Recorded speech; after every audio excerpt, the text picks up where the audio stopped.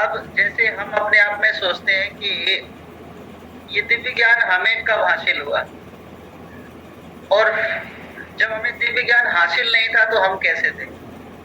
इसी तरह एक भक्त हुए अंगद, एक भक्त है अंगद। तो अंगद जी जो थे वो, उनकी पत्नी बहुत सुंदर थी। पत्नी ज्यादा सुंदर होने के कारण उनका ध्यान जो था पूरा पत्नी में रहता था, है ना। और लेकिन पत्नी जो थी ना, वो क्या थी, वो भगवान की बहुत बड़ी भक्त थी, भगवान की दिव्य सेवाएं करते थे।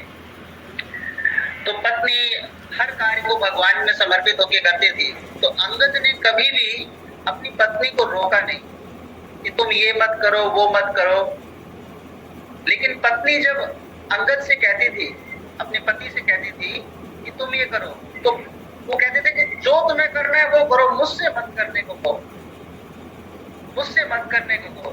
मैं तुम्हें रोक नहीं रहा ना, अब ये मुझे ये मत करो कि, है ना, कि मुझे तुम इसमें भी लगाओ। तो उन्होंने मतलब उसको स्वीकार नहीं किया, पति के पद को स्वीकार नहीं किया। लेकिन उनकी पत्नी जो थी नित्य कर्म करती थी।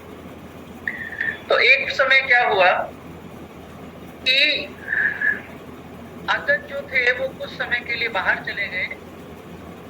तो उनकी पत्नी ने वैष्णवों को बुलाया अपने घर पे, वैष्णवों को बुलाया, प्रसाद कराया, कथा की। तो जैसे कथा चल रही थी, वैष्णव उनके घर पे बैठे हुए थे। तो उसी समय क्या हुआ, अंगद जो थे वो आ गए। उन्होंने देखा कि मेरा घर में तो इतने सारे लोग बैठे हुए हैं, ये क्या कर रहे हैं, मेरे बिना परमिशन के, मतलब ये सब वैष्णव बैठे हुए हैं, ये सब बैठे हुए हैं। तो अंगद ने सबसे कहा, देखिए, हाथ जोड़ के कहा कि आप सब तुरंत मेरे घर को छोड़ के चले जाइए, खाली करिए। तो इस प्रकार सभी भक्त जो थे तुरंत ही बिना प्रसाद पाए वहां से निकल गए। तब पत्नी ने देखा कि आज वैष्णव मेरे घर आए और वैष्णवों का मतलब सम्मान नहीं हुआ, और वैष्णव बिना खाए बिना कथा किए सब चले गए। तो पत्नी ने निश्चय किया कि मैं, है ना, अपने पति को मुख नहीं दिखाऊंगी, मैं मन से इनका त्याग करती हूँ। शरीर से त्याग नहीं करूंगी, केवल मन से त्याग करूंगी। जो भक्त नहीं होते ना, उनका केवल मन से त्याग करना चाहिए, शरीर से त्याग नहीं करना चाहिए। जैसे हमारे परिवार में, रिश्ते में जितने भी भक्त होते हैं, है ना, भक्त नहीं, भक्ति पथ पर नहीं चल रहे हैं, तो भक्त क्या कर देते हैं, उनको सब कुछ त्याग छोड़ देते हैं, उनका मन से भी त्याग, शरीर से भी त्याग, सब कुछ त्याग करते हैं। तो पत्नी ने कहा कि मैं अपने पत्नी धर्म को निभाऊंगी, लेकिन मैं अपने पति से मन से त्याग कर दूंगी। मन से त्याग किया।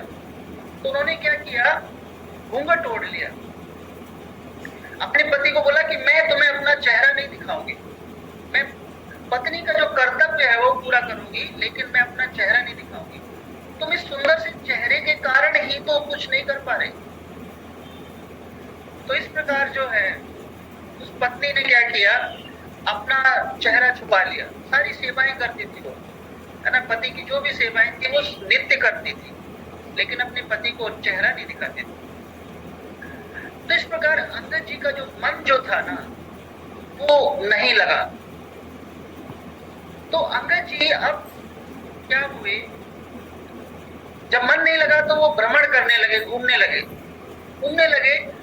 तो एक जगह कथा हो रही थी। कथा जब वहां पे हो रही थी तो अंगद जी ने सोचा, ये कथा ने ही मेरी पत्नी को दूर किया है। ये भगवान की जो कथाएं चलती हैं, इनके कारण ही मेरी पत्नी मुझसे दूर हुई है। आज मैं इस कथा को ही सुनूं कि क्या है इस कथाओं में। तो वो अंगद जी क्या हुए, उस कथा में बैठ गए। अब जैसी कथा में 1 घंटा बैठे, उनको तो रस का आस्वादन होने लगा, रस आने लगा। अब जहां पे भागवत चल रही थी, तो 7 दिन कथा पूरी सुनी उन्होंने। और 7वें दिन जो व्यास आसन के पास गए कि अब अगली कथा कहाँ पे होगी, मुझे बताइए। तो अंगद जी को पता चला कि फलानी जगह अगली कथा होगी। तो अंगद जी क्या हुए, उसी दिन जहां पे कथा हो रही थी वहां पर पहुंच गए। तो कथाओं को वहां पे दिव्य आस्वादन करने लगे। ऐसे कथा सुनते सुनते सुनते सुनते उस कथा में उनकी पत्नी भी आ गई। अब व्यास जी तो कथा में इतने लीन थे और इतना दिव्य कथा सुना रहे थे, और उसमें जो कीर्तन भजन हो रहा था हरे कृष्ण महामंत्र से सभी भक्त झूम रहे थे, और अंगद जी उसमें नृत्य कर रहे थे। जब उनकी पत्नी ने देखा ये मेरे पति हैं, ये मेरे पति हैं जो ये कथाओं में इतना आस्वादन ले रहे हैं, और इस प्रकार जो है अंगद जी को जब देखा कि मेरे पति में इतना दिव्य भाव जागृत हो गया है, तो जब अंगद जी घर गए तो उनकी पत्नी ने घूंघट उठा दिया। उनकी पत्नी ने घूंघट उठाया और कहा कि ये घूंघट उस समय के लिए था जब तक आप भगवान में लीन नहीं थे, अब तो आप भक्ति में लीन हो गए हो, तो मैं ये अपना ये घूंघट जो है वो हटाती हूँ। तब अंगद जी कहते हैं अब इस घूंघट की आवश्यकता नहीं है, अब इसकी कोई आवश्यकता नहीं है, मुझे वो स्वाद मिला है ना, जिससे मैं संसार से विरक्ति हासिल करना चाहता हूँ। तो अंगद जी को अब पत्नी में भी आसक्ति नहीं थी, है ना। उसके बाद क्या हुआ, अंगद जी ने निश्चय किया कि मैं जगन्नाथपुरी जाऊंगा, हासिल करना चाहता हूं। तो अंगद जी को अब पत्नी में भी आसक्ति नहीं थी, है ना। उसके बाद क्या हुआ, अंगद जी ने निश्चय किया कि मैं जगन्नाथपुरी जाऊंगा। तो जगन्नाथपुरी वो जाने की तैयारी करने लगे। उसी समय राजा ने अंगद जी को बुलाया, और कहीं पर युद्ध हो रहा था, तो युद्ध में युद्ध जीत गए, और वहां पर जो खजाना मिला था उसमें से एक मणि मिली। वो मणि अंगद जी को प्राप्त हो गई, और अंगद जी ने सोचा इस मणि को मैं श्री जगन्नाथ जी के को समर्पित करूंगा। तो अंगद जी ने वो मणि जो है ना चुरा ली, राजा को ना देने के लिए, मतलब चुरा ली, और मणि जो है अपने पगड़ी में छुपा ली। तो सिपाहियों ने देख लिया कि अंगद ने क्या किया, वो मणि जो है चुरा लिया। तो सिपाहियों ने अब अंगद जी तो क्या हुए, तैयारी करने लगे जगन्नाथपुरी जाने की, है ना। वास्तव में मणि तो भगवान की है, बोले मैं तो चाहे चोरी करना पड़े लेकिन भगवान को समर्पित करूं। अब रास्ते में जब चलने लगे तो सिपाहियों ने बता दिया कि अंगद जो है एक मणि को चुरा के ले जा रहे हैं। तो राजा ने उनको पकड़ा।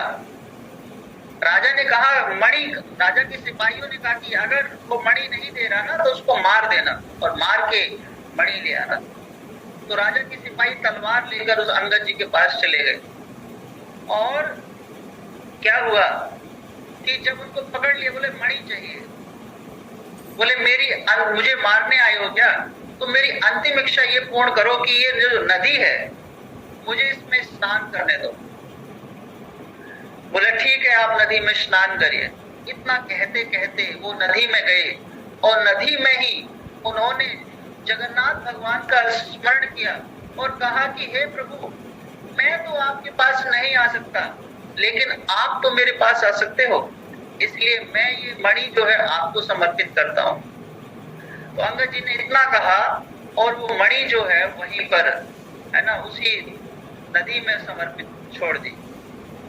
अब राजा जो था, अब राजा के सिपाही मणि को ढूंढने लगे कि मणि, बोले आपके सामने तो मैंने इस नदी में डाल दी। तो राजा के सिपाहियों ने नदी को पूरा छाना, लेकिन मणि नहीं मिली। बोले सच बता तूने मणि कहाँ कर दिया? तो उन्होंने बताया कि अंगद जी ने कि मैंने मणि जो है जगन्नाथ भगवान को दे दिया। तो राजा ने कहा चल तुझे जगन्नाथ भगवान के पास ही ले चलते हैं। तो बोला ठीक है चलिए।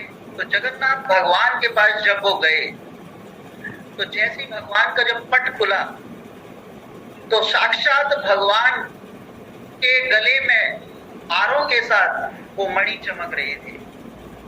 भगवान क्या है कि हर भाव को स्वीकार करते हैं, और वहीं पर अंगद जी ने अपना शरीर त्याग दिया भगवान के दर्शन करके। तो ये जब हुआ कैसे? जब दिव्य ज्ञान हासिल हुआ, है ना। भक्त क्या करते हैं? वो मोह में बांधते हैं भक्तों को, इसी कारण वो भक्ति नहीं कर पाते। लेकिन जब किसी भक्त को दिव्य ज्ञान हासिल होता है तो उसमें परम श्रद्धा, परम विश्वास वो पैदा हो जाता है, और वो भगवान तक पहुंच जाता है, वैकुंठ धाम तक पहुंच जाता है। दोनों श्लोक में यही है, दिव्य ज्ञान हासिल करना और श्रद्धा को जागृत करना। तो इसी तरह हम भी इस तरह दिव्य ज्ञान को हासिल करें, है ना, और श्रद्धा को बनाए रखें। हरे कृष्ण। पूजी।